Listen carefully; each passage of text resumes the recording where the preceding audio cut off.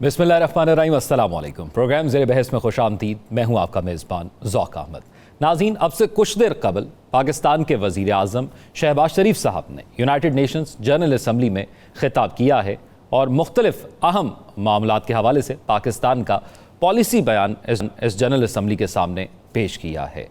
इससे पिछले प्रोग्राम के अंदर जब ये खबर आई थी कि वज़ीर आज़म जा रहे थे इस खिताब के हवाले से, तो हमारे मौजूद पैनलिस्ट ने भी कुछ गुजारिशात उनके सामने रखी थी कि ये पाकिस्तान के अंदरूनी मामलात हैं जो एड्रेस होना बहुत ज़रूरी हैं। ये पाकिस्तान को मुश्किलात इंटरनेशनल सतह पर पेश आ रही हैं, वो एड्रेस भी होना बहुत ज़रूरी हैं। और उसके साथ साथ एक मामला जो बैनुल-अक़वामी सतह पर चल रहे हैं मुख्तलिफ मामलात, उन पर भी पाकिस्तान का मौक़िफ़ आना बहुत ज़रूरी है। तो आज के इस प्रोग्राम में हम बात करेंगे कि वज़ीर आज़म शहबाज शरीफ ने क्या तमाम तर पहलुओं को जो है वो अपनी तकरीर का हिस्सा बनाया है या कोई चीज़ इसमें मिस हो गई है। और जिस तरीके से वज़ीर आज़म शहबाज शरीफ ने आज खिताब किया, जो उनकी बॉडी लैंग्वेज थी या जो अल्फाज या जो मौज़ूआत उनकी आज की स्पीच का हिस्सा थे, उन पर तफसीलन बात करेंगे। इस खिताब में उन्होंने क्या कुछ कहा, ज़रा सीधा सीधा बातें आपके सामने रख देते हैं, उसके बाद अपने पैनलिस्ट की जाने बढ़ेंगे।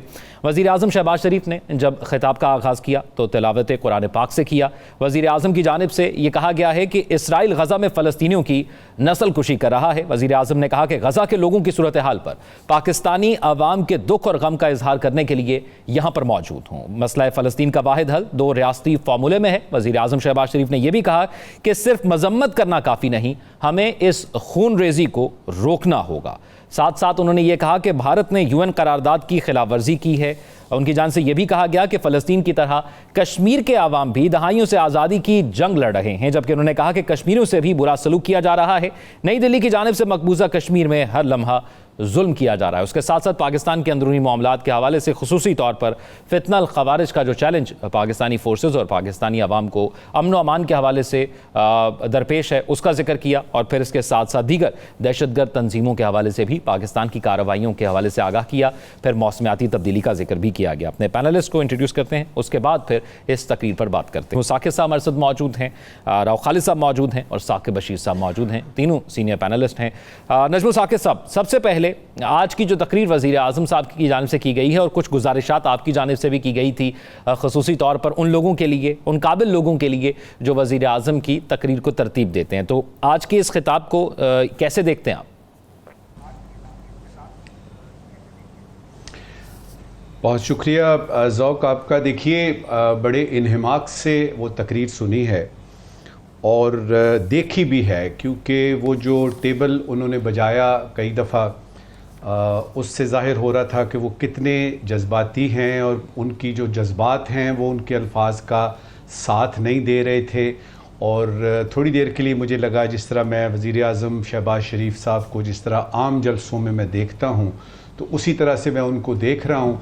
और वो बड़े जोश खिताबत में उन्होंने कई दफ़ा जो है वो मेज़ को बजा के तो अपनी बात में वज़न पैदा करने की कोशिश की। देखिए, बॉडी लैंग्वेज बड़ी काउंट करती है। सबको पता है कि ये तकरीर लिखी हुई है, सबको पता है कि ये तकरीर जो है वो लिखने वाले होते हैं जो कि लिखते हैं। और इसमें हमने देखा फातमी साहब मौजूद थे, तो उनके होते हुए तो किसी और की ज़रूरत ही नहीं है। वहाँ पे यूएन की पूरी हमारी वो जो हमारा मिशन है यूएन में, यूनाइटेड नेशंस में, वो मौजूद है। इधर से फ़ॉरेन ऑफिस से उनको जो है वो ये सारी तकरीरें, और आखिरी वक्त तक इसकी मुझे जो इत्तला मिली वो ये मिली कि आखिरी वक्त तक इसकी नोक पलक जो है वो संवारी गई। ठीक है। कुछ चीज़ें जो कि मैं बहैसियत एक सिफारतकार के मैंने देखी, वो भी आपके साथ शेयर करना चाहूँगा, क्योंकि ये सारे तो आपने टॉपिक्स जो हैं वो बता दिए कि गज़ा पे बात की, कश्मीर पे बात की, क्लाइमेट चेंज की बात की, डेट ट्रैप की बात की, फिर अपने जो है वो मुआशी हालात में SIFC का जिक्र किया, CPEC 2 का जिक्र किया, और उसके बाद ये है कि टेररिज्म से जो दहशतगर्दी से हमें मसाइल पेश हैं और जो $150 बिलियन का नुकसान है, उसका 80,000 जो हमारी जानें कुर्बान हुई, उनका जिक्र उन्होंने किया। उसके बाद उन्होंने कहा कि जी यूक्रेन की वॉर ख़त्म होनी चाहिए। जब उन्होंने ये कहा ना कि यूक्रेन की वॉर ख़त्म होनी चाहिए, तो मुझे समझ में आ गई कि जो हमारा स्टैंड था इस सिलसिले में, क्योंकि हम यूक्रेन के साथ भी नहीं हैं और हम रूस के साथ भी नहीं हैं।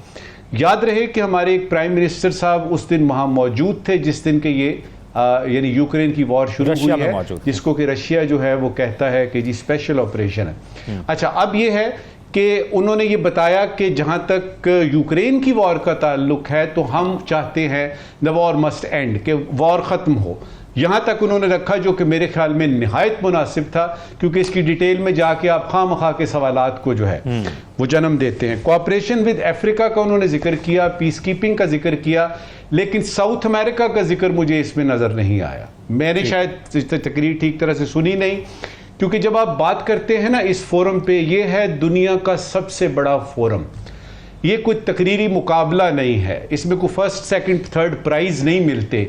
इसमें सिर्फ आप ये बताते हैं कि आप एक सॉवरन कंट्री हैं और दुनिया को खित्ते में जो मसाइल पेश आ रहे हैं या आलमी लेवल पे जो आपको मसाइल पेश आ रहे हैं, उनके बारे में आपका उसूली मौक़िफ़ क्या है।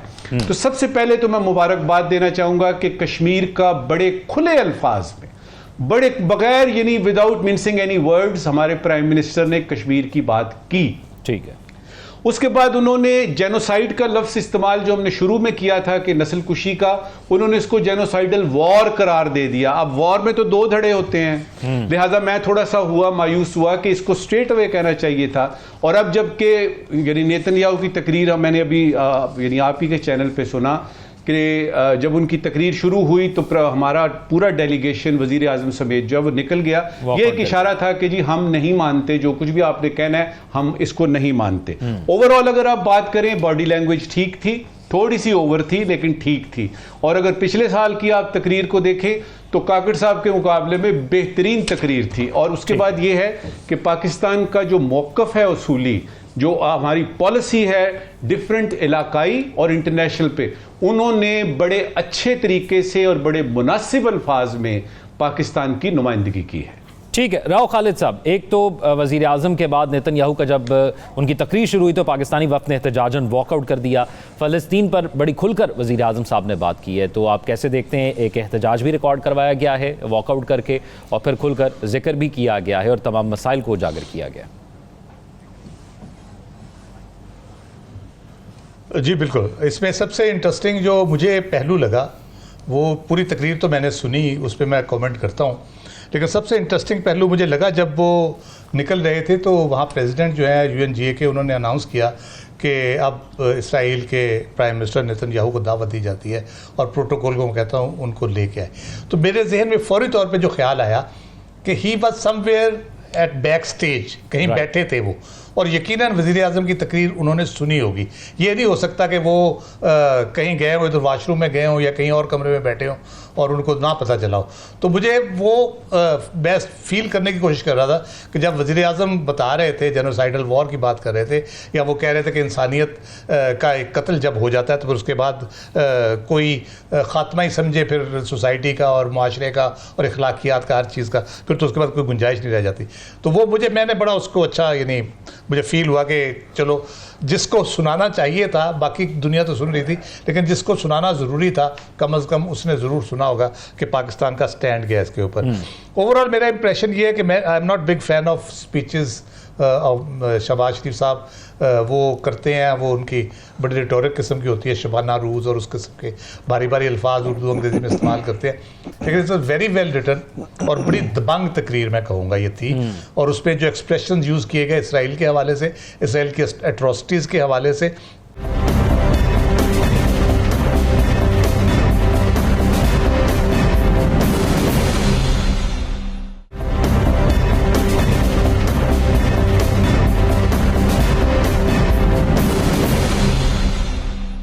उसके बाद जो सिस्टमेटिक स्लॉटर का लफ्ज़ यूज़ किया उन्होंने कहा कि it's attack on life and dignity.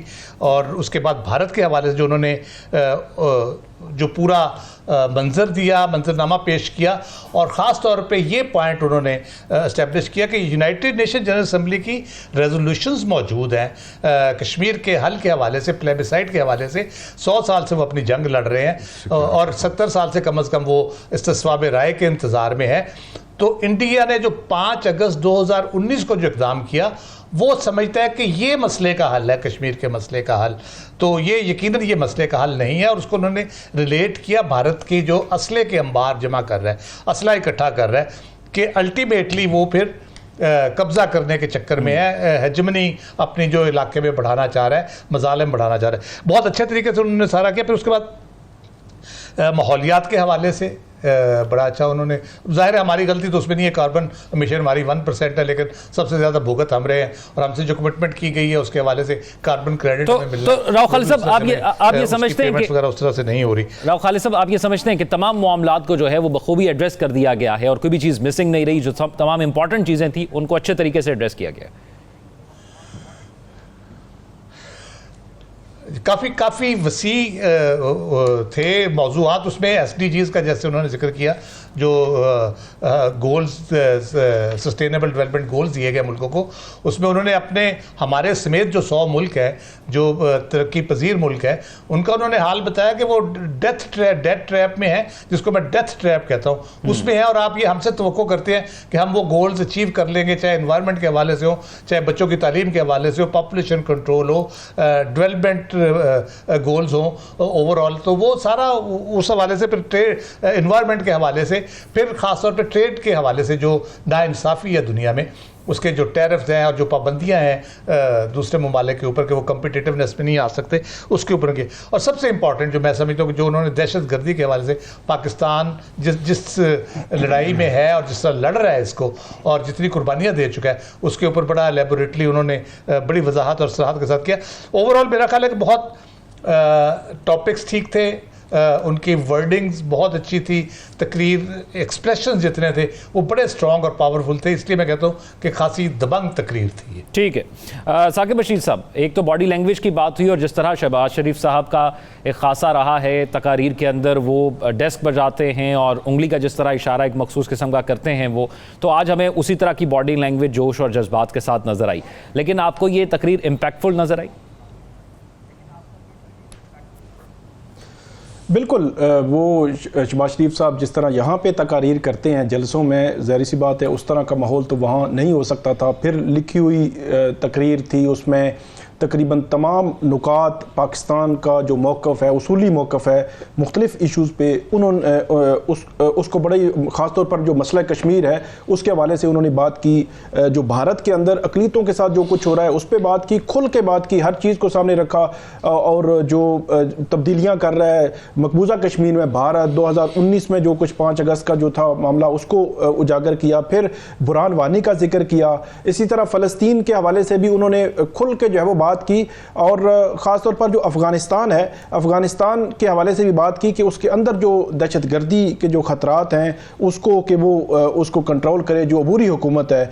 Afghanistan के अंदर इस वक्त सबसे बड़ा जो मसला है वहाँ ख़वातीन को, गर्ल्स को, उनकी एजुकेशन का बड़ा इशू है, वर्ल्ड वाइड इस पर बहुत ज़्यादा बात भी हो रही है। तो वो बात भी जो है वो वज़ीर आज़म ने की, क्योंकि जब से अबूरी हुकूमत आई है उसके बाद से वहाँ एजुकेशन के हवाले से पाबंदी है, मसाइल हैं ख़वातीन के लिए, गर्ल्स के लिए, तो उसको उन्होंने उजागर किया।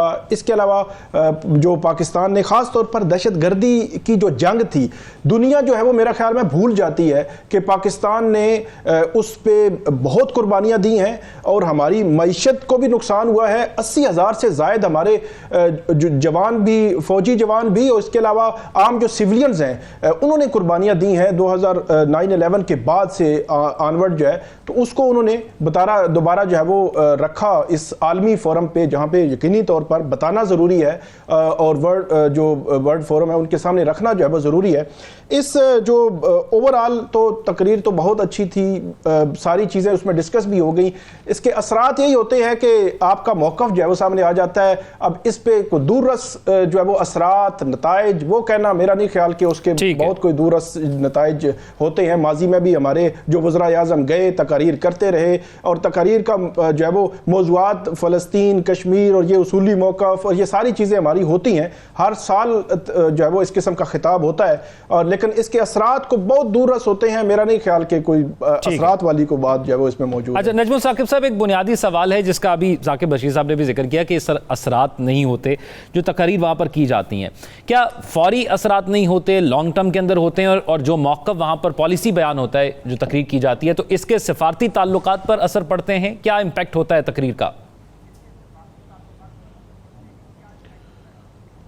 देखिए, जितनी तकरीर भी यहाँ पे होती है, सबसे पहले तो ये है कि आपको ये तकरीर लिख के तो यूनाइटेड नेशन के सेक्रेटेरिएट में जमा करानी पड़ती है। उसकी वजह ये है कि ये मुख्तलिफ़ ज़बानों में कम अज़ कम 6 ज़बानों में जो यूनाइटेड नेशन की ज़बानें हैं, जिसमें फ़्रेंच है, आपकी अरबिक है, आपकी रशियन है, चाइनीज़ है, स्पेनिश है, इनमें वो तर्जुमा करते हैं और वो आपको पहले जमा करानी पड़ती है। पहली बात तो ये। दूसरा ये कि एक एक लफ्ज़ जो है वो चूँकि अब आपके पास लिखा हुआ पहले से मौजूद है, तो जो आपके होते हैं ना कंसर्न्ड ममालिक या कंसर्न्ड कॉर्नर्स या कंसर्न्ड ऑर्गेनाइजेशंस, वो उसके एक एक लफ्ज़ को, एक एक फ़िक्रे को नापते हैं और तोलते हैं, और उससे उनको पता लगता है कि अच्छा जी गज़ा के बारे में या वेस्ट बैंक के बारे में या इजराइल की ये जो हेजेमनी है इसके बारे में पाकिस्तान आज क्या कह रहा है। और अगर पाकिस्तान आज ये कह रहा है तो कल वो क्या कहे, क्या इजराइल के हक में बात हो सकती है, क्या हम इसको,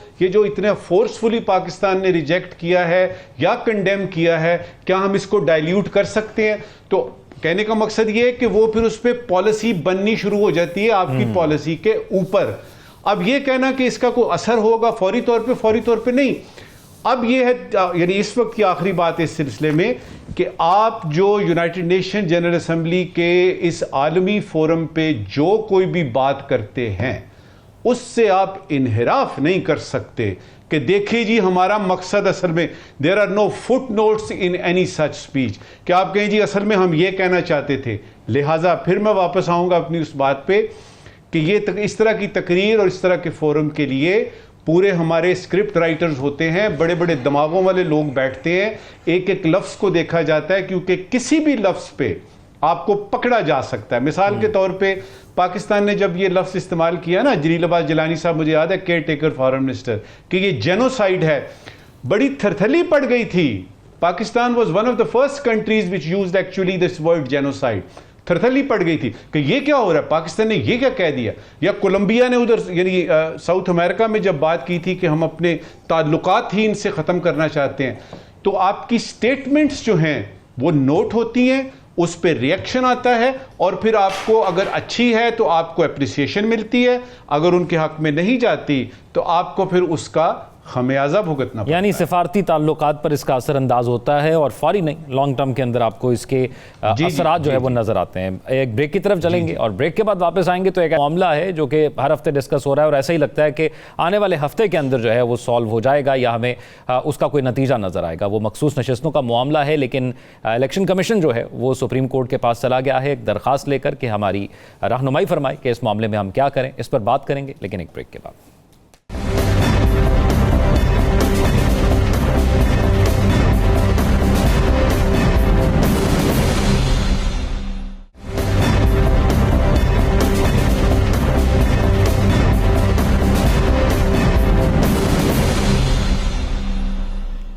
ब्रेक के बाद खुशामदीद नाज़रीन। बात करेंगे एक अहम मामले के हवाले से और मखसूस नशिस्तों का वो मामला है। इसके अंदर आइन और कानून के मुताबिक कहा जाता है कि कोई भी फैसला किया जाता है, और आइन और कानून क्या होता है जब किसी भी मामले के ऊपर इबहाम मौजूद होता है तो उसके अंदर राय सुप्रीम कोर्ट से ख़ास तौर पर जो पार्लियामेंट्री अफेयर्स हैं या उसके साथ साथ आइन की तशरीह का मामला है तो सुप्रीम कोर्ट के पास जाया जाता है। और सुप्रीम कोर्ट ये फैसला भी मामला भी सुप्रीम कोर्ट के अंदर लेकर गए। वहाँ पर 13 जजेस बैठे और आइन और कानून की रूह से जो पैटर्न डिसाइड किया जाता है वो पैटर्न ये होता है कि जो ज़्यादा तादाद के अंदर किसी एक मामले पर एग्री हो जाएगा वही आइन और कानून होगा। और इस मामले पे 8 जो जजेस थे उन्होंने एक स्टैंड लिया। उनका फैसला ये था कि पाकिस्तान तहरीक इंसाफ को ही मखसूस नशिस्तें दी जाएं। तो जो सुप्रीम कोर्ट से इस मामले पर रुजू किया गया था उसमें आइन और कानून की जो वाज़ेह तशरीह सामने आई वो तो यही सामने आई कि 8 जजेस ने जो कहा पाकिस्तान तहरीक इंसाफ को ये दे दिए जाएँ नशिस्तें, मखसूस नशिस्तें।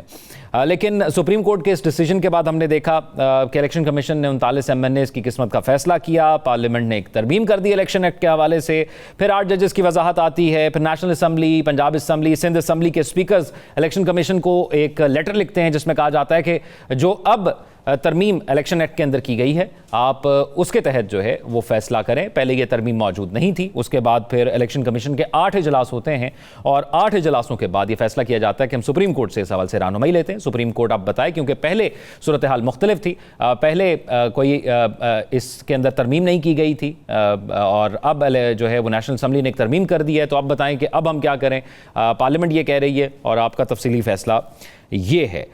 तो इस पर बात करते हैं। राव खालिद साहब, ये मामला जो है मजीद उलझता हुआ नज़र आ रहा है, या आपको लगता है कि जो इलेक्शन कमीशन ने ये डिसीजन लिया है कि वो खुद कोई फैसला नहीं कर रहे बल्कि एक बार फिर से रहनुमाई के लिए जा रहे हैं? क्योंकि ये खबरें सुनने में आ रही थी कि इलेक्शन कमीशन के अंदर से कहा जा रहा था कि हम एक खुद मुख्तार इदारा है, आईनी इदारा है, हमारी भी एक स्टैंडिंग है, हमारे भी फैसले होते हैं, कोई इस तरह रूल आउट नहीं कर सकता। तो अब इलेक्शन कमीशन ने जो फैसला किया, आपको लगता है यही दुरुस्त फैसला है और इसी तरीके से इस मामले को आगे चलाना चाहिए? देखिए, एक तो बुनियादी बात हम पहले तय कर लें कि ये एक नई तारीख हो रही है पाकिस्तान में, और इदारों को सबसे बड़े जो इंसाफ का इदारा है उसको बेवक़्त किया जा रहा है। उसके फ़ैसले के हवाले से कभी ये हमने नहीं सुना कि ये नहीं करेंगे, इसको इस तरह नहीं होगा, उस तरह नहीं होगा। कभी रहनुमाई चाहिए, कभी वैसे को बहाना बन जाता है, कभी कुछ करते हैं, कभी कुछ करते हैं। पिछले 2 सालों में पर्टिकुलरली ये हुआ है। सुप्रीम कोर्ट इंतखाबात का कहती है तो वो आएँ बाएँ शाएँ शुरू हो जाती है, पार्लियामेंट से तकरीरें शुरू हो जाती हैं, पार्लियामेंट से धमकियाँ आनी शुरू हो जाती हैं, और वो कहते हैं नहीं हमारे पास पैसे नहीं है, हुकूमत कहती है हम इलेक्शन नहीं करा सकते, तो वो ताख़ीर का शिकार हो जाते हैं। और आइन की रिक्वायरमेंट है आर्टिकल 224 के तहत कि 60 दिन के अंदर होने हैं, जब मुद्दत पूरी करती है, अगर पहले डिज़ोल्व कर दे तो 90 दिन के अंदर वो होने ही होने हैं। तो हम ये देख रहे हैं एक सिस्टमेटिक अप्रोच है हुकूमत की, पार्लियामेंट की और इलेक्शन कमीशन की, कि सुप्रीम कोर्ट को कोई जैसे कुछ सबक नहीं सिखाना होता या कोई उनको बताना होता है कि जी आप क्या बेचते हैं, हम बैठे हैं ना, हम करेंगे जो भी करेंगे, आप ऐसे ही इधर बैठे हैं। और फिर कॉन्स्टिट्यूशनल कोर्ट का एक तलवार ऊपर से और लटका दी है, और फिर एज के हवाले से, फिर जजों की तबादले के हवाले से, तरमीम का जो एक प्रोपेगेंडा हो रहा है किस तरह हो जाएगा उस तरह। तो वो मुझे ये लगता है कि एक कुछ सबक सिखाने की कोशिश हो रही है सुप्रीम कोर्ट को तो नहीं, लेकिन उनके जजेस को जो on the wrong side of government है, या वो समझते हैं कि हमारी मर्ज़ी के फ़ैसले वहाँ से नहीं आ रहे। पहली बात ये। इसी पे कि जहाँ पर बात करें तो वो उसकी तो अदाएँ अजीब व गरीब है। मैं एक कंपैरिजन आपको दे देता हूँ। मैंने आर्टिकल 224 का जिक्र किया, वो सिंपल स्टेट कॉन्स्टिट्यूशनल का एक ऑर्डर है, और उसके तहत आपने करना होता है इलेक्शन कराने, फेयर फ्री इलेक्शन कराने होते हैं कि आपने फेयर फ्री कराए। 8 फरवरी को 45-47 का जो सिलसिला था वो आपने किया। आर्टिकल 224 कहता है 14 दिन के अंदर आपने रिजल्ट देने होते हैं, क्या आपने दिए, आइन की आपने कहाँ कहाँ वायलेशन नहीं की। अब जब हम दूसरी तरफ आते हैं जो इलेक्शन कमीशन की प्ली या रिजर्व सीट के अगेंस्ट, वो आप ज़रा गौर फरमाइएगा जी कि आइन के तहत एक इदारा बना है election commission of Pakistan. Election commission of Pakistan ने अपने रूल्स, अपना लॉ बनाया है जो पार्लियामेंट ने उसको बना के दिया उसको रन करने के लिए। उस लॉ के तहत इलेक्शन कमीशन ने अपने रूल्स बनाए हैं। ये तीसरी स्टेज हो गई। चौथी स्टेज आती है रूल्स के अंदर फिर एक एक्सप्लेनेशन है 94 की, ठीक है, वो उसकी शिक भी नहीं है, बाकायदा सिर्फ वजाहत है उसके अंदर कि पॉलिटिकल पार्टी उसको तस्वर किया जाएगा जिसके पास इंतखाबी निशान होगा। अब मुझे बताएं, आर्टिकल 224 एक तरफ ये जो कहता है वो आप नहीं मान रहे, आप हुज्जत कर रहे हैं, कभी कोई बहाना बना रहे हैं, कभी कोई बहाना बना रहे हैं, उसमें से मीन मेख निकाल रहे हैं, कभी गवर्नमेंट आपकी मदद कर रही है, कभी आप खुद चीज़ों को ख़राब कर रहे हैं, डेट पे आप प्रेसिडेंट से झगड़ा डाल के बैठे हुए हैं। लेकिन जब आपने इम्प्लीमेंट करना है तो आपने आइन से निकल के आप अपने स्ट्रक्चर पे आए, स्ट्रक्चर के बाद अपने लॉज में आए, लॉज के बाद आप रूल्स में आए, रूल्स के बाद आप एक एक्सप्लेनेशन में आए। और मज़े की बात यह, रूल्स में सारी डेफिनेशन दी हुई है शुरू में 15 किस्म की चीज़ों के ऊपर, पॉलिटिकल पार्टी की डेफिनेशन नहीं है उसमें। अच्छा राव खालिद साहब, 94 के अंदर जाके एक्सप्लेनेशन में वजाहत में आती है। अच्छा राव खालिद साहब, एक बुनियादी फर्क है, बदरा बहाना बसियार वाली बात है। एक सवाल ये कि एक बुनियादी फर्क जिसके ऊपर असल मसला अटका हुआ है वो ये है कि इलेक्शन कमीशन ने कहा है कि 3 दिन के अंदर कोई भी पार्टी ज्वाइन की जा सकती है इंतखाबात के बाद। यहाँ पर यह कहा जाता है कि अब जो सुप्रीम कोर्ट ने कह दिया है कि आप 15 दिन के अंदर जमा कराएं, ये बुनियादी इख्तलाफ सबसे ज्यादा है। जी मैं बता देता हूँ आपको 187 के, अब मैं अगला इशू वही था मेरा। 187 है कि कंप्लीट जस्टिस का एक कॉन्सेप्ट है जिसमें इरफान सिद्दीकी साहब को बड़ा एतराज़ है और बाकी लोगों को भी कि ये कहाँ से आ गया जी कंप्लीट जस्टिस। उनको सिर्फ याद दहानी के लिए, मियाँ साहब जब बाहर चले गए थे मुशर्रफ के दौर में तो 7 साल बाद वापस आए थे। अपील के लिए 30 दिन होते हैं, उन्होंने 7 साल बाद आके अपील की थी। अगर वो टेक्निकल बुनियादों पे कोर्ट जाती तो वो ना उनकी अपील मंजूर होती, वो सीधे जेल में होते और उम्र कैद की सज़ा काट रहे होते। लेकिन कोर्ट ने देखा कि इनके साथ ज्यादती हुई थी, कंप्लीट जस्टिस नहीं हुआ था, उन्होंने 7 साल का वेवर दिया उनको, 187 के तहत वो वेवर उनको मिला। उसके बाद अभी जब वो आए हैं, अभी फिर वो वायलेशन में थे, फिर उनको वेवर दिया गया 187 के तहत कंप्लीट जस्टिस देने के लिए उनको ये दिया गया। 1993 में जब उनकी गवर्नमेंट डिसमिस की साख खान ने, उस वक्त सुप्रीम कोर्ट ने 187 अप्लाई किया कंप्लीट जस्टिस, और उसमें प्ली उन्होंने ये ली जो इसमें मंसूर अली शाह साहब ने इस केस में भी वो ली है कि जब किसी पॉलिटिकल पार्टी के पास हुकूमत करने की अक्सरियत मौजूद हो तो it amounts to fundamental right, क्योंकि लोगों ने उनको मुंतखब किया है, तो इसलिए उसकी हुकूमत को डिसमिस नहीं किया जा सकता। तो ये 187 इसको कहते हैं कि जब आप टेक्निकलिटीज़ में किसी को सज़ा देना चाहें तो जो कंप्लीट जस्टिस जब आप जाते हैं, इंसाफ की तरफ जब आप जाते हैं, तो उसके तहत किया जाता है। सुप्रीम कोर्ट ने किया ये है कि जिस दिन उन्होंने गलत इंटरप्रेट किया बैट का फैसला इलेक्शन कमीशन ने, इलेक्शन से पहले की बात है, वो वहां पे ले गया सारे केस को अपने को। उस दिन से वो शुरू होगा कि वो उस दिन से कंसीडर होंगे पीटीआई के लोग। उन्होंने इलेक्शन लड़ा एज पीटीआई मेंबर्स, उन्होंने सारा प्रोसेस किया, क्योंकि ईसीपी रुकावट डाल रहा था, उनके टिकट्स एक्सेप्ट नहीं कर रहा था। जब उन्होंने नजरियाती के टिकट दिए, ईसीपी ने प्रेस रिलीज जारी की धमकी आमेज कि अगर आपने नजरियाती के टिकट जमा कराए तो हम तस्लीम नहीं करेंगे, हम आपको आज़ाद करेंगे। तो होता ये असूल कानून का ये है कि जब आपका राइट जब एस्टेब्लिश हुआ है, जिस डेट को एस्टेब्लिश होता है या उसको वायलेट किया गया है, अगर कोर्ट उसको उस डेट से रिकग्नाइज कर लेती है और एस्टेब्लिश कर देती है तो वो प्रोसेस उस दिन से शुरू होगा। ये अभी 15 दिन की बात है, ये उस दिन से शुरू हुआ, उस दिन पे वापस चलेगी सारी प्रोसीडिंग्स। आप 8 फरवरी से पहले चली गई हैं ये। उससे प्रोसेस जब होगा तो वो इसी तरह होगा जैसे पीटीआई के कैंडिडेट इलेक्शन लड़ा, पीटीआई के कैंडिडेट इलेक्शन जीता, उन्होंने अपना लिस्टें भी दे दी, डिक्लेयर भी कर दिया सारा कुछ आपको, तो वो उस वजह से ये कर रहे हैं। अदरवाइज ये नहीं है कि कोई उन्होंने अपने तरफ से सुप्रीम कोर्ट ने कहा कि नहीं जी हम तो इसी तरह ही करेंगे। वो कहते हैं वजह बता दें आप। इलेक्शन कमीशन पूरे केस में ये नहीं बता सका कि हमने क्यों उनको आज़ाद कर दिया, क्यों हमने कहा कि आज़ाद है, जबकि सुप्रीम कोर्ट का फैसला ये नहीं था। पॉलिटिकल पार्टी को आप ख़त्म नहीं कर सकते इस तरह से करके कि जी सुप्रीम कोर्ट ने निशान ले लिया तो आप 94 रूल की एक्सप्लेनेशन में जाके तो पूरे का पूरा उनका जो सारा कोशिश है उसको नकारा और बिल्कुल बेकार कर दें। और पार्लियामेंट में देखिए 1.5-2 करोड़ वोटों की बुनियाद पे ये रिजर्व सीट्स आनी है। बिल्कुल उनकी रिप्रेजेंटेशन कौन करेगा? वो करेंगे जिन्होंने 1 करोड़ लिया है।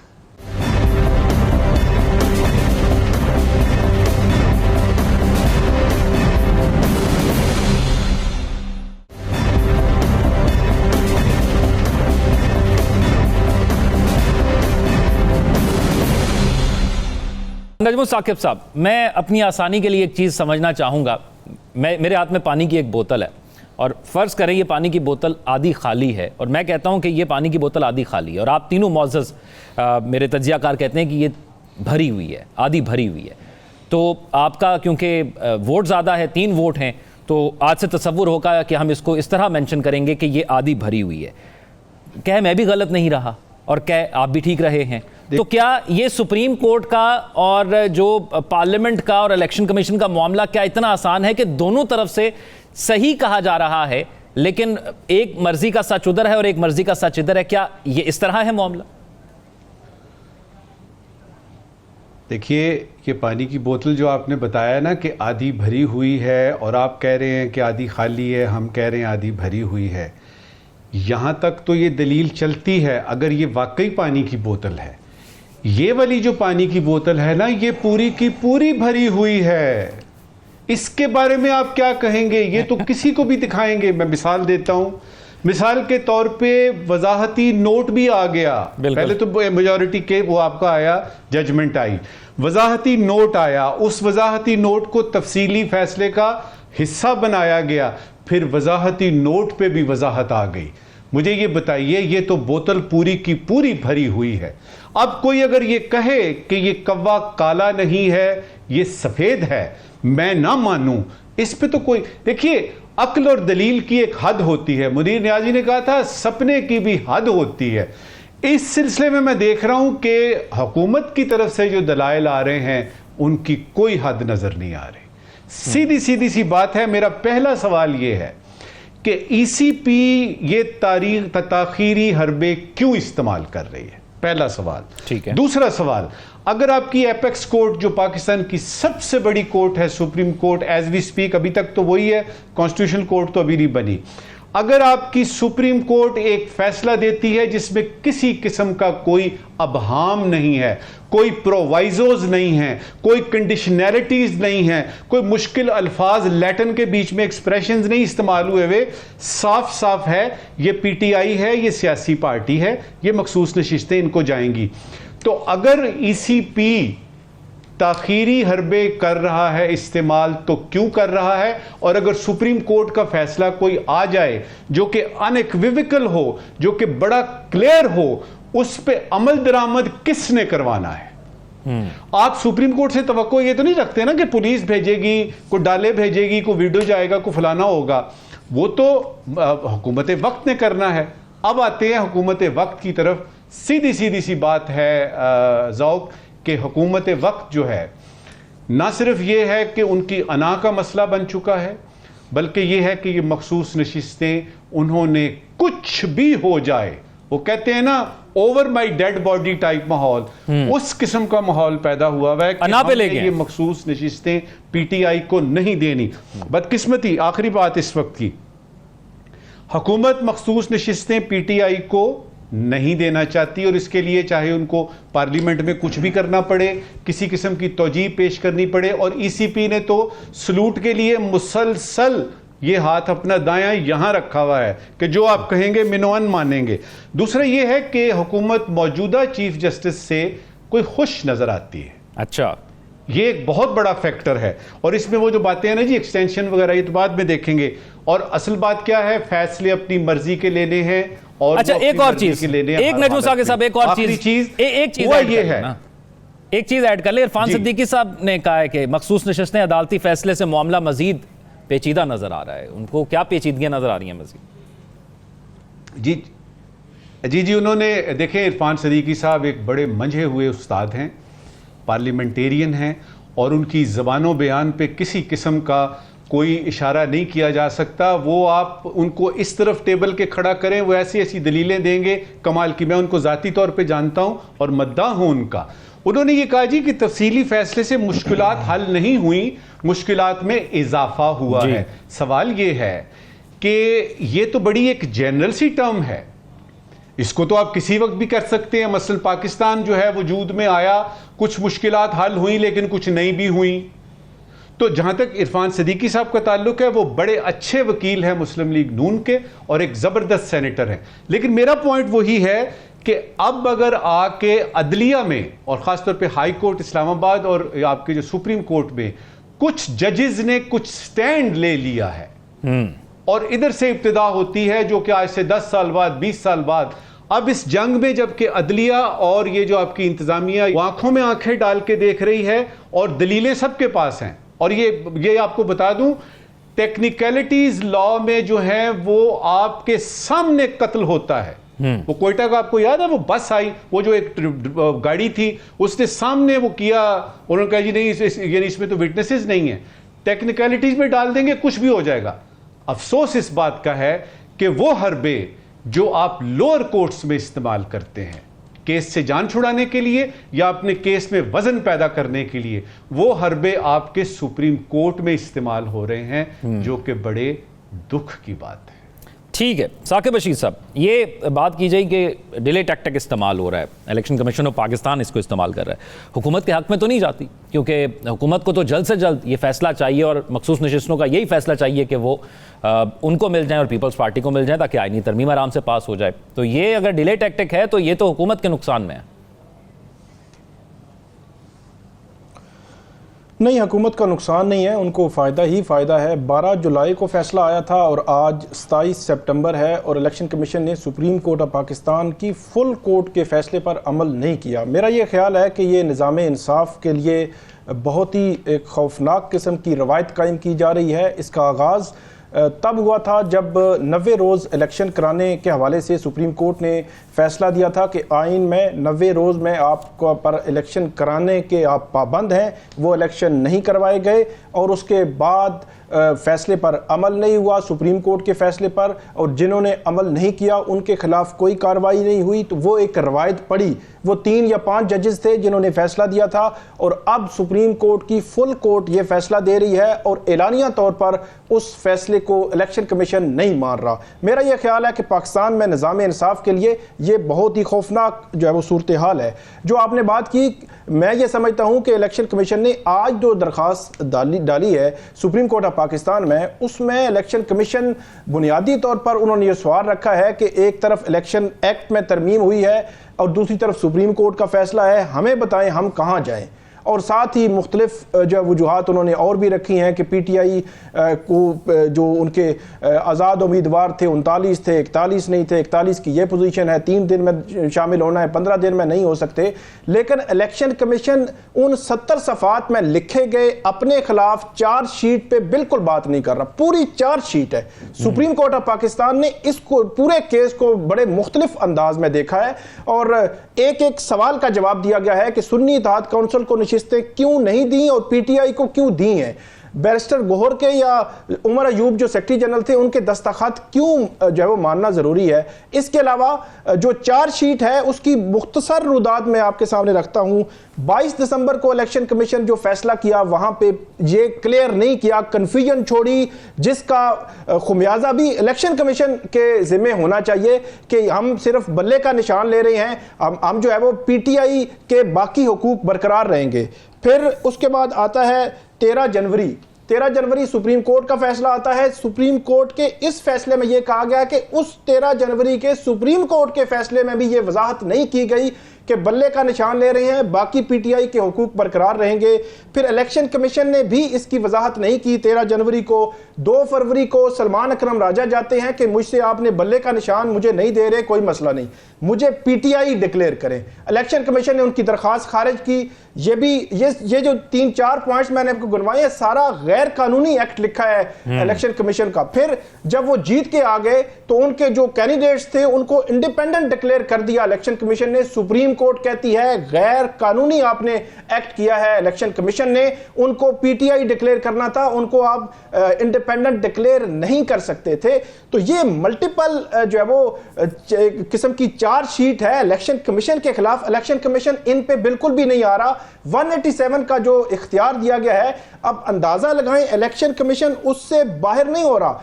इलेक्शन कमीशन यह भी नहीं मान रहा कि हमने 13 जनवरी के फैसले की गलत तशरीह की और उसकी वजह से ये सारी कंफ्यूजन जो है वो बनी। ये इलेक्शन से पहले और इलेक्शन के बाद जो कुछ इलेक्शन कमीशन ने किया, अब सारा मलबा सुप्रीम कोर्ट पे डाल रहे हैं कि सुप्रीम कोर्ट का फैसला जो है वो रीराइटिंग है आइन की। 8 जजेस फैसला दे रहे हैं और इलेक्शन कमीशन मान ही नहीं रहा। ठीक है, इन दोनों के जवाब सोशल मीडिया पर हमारे नाज़रीन हम तक जरूर पहुंचाएं। ख्याल रखिएगा। अल्लाह हाफिज।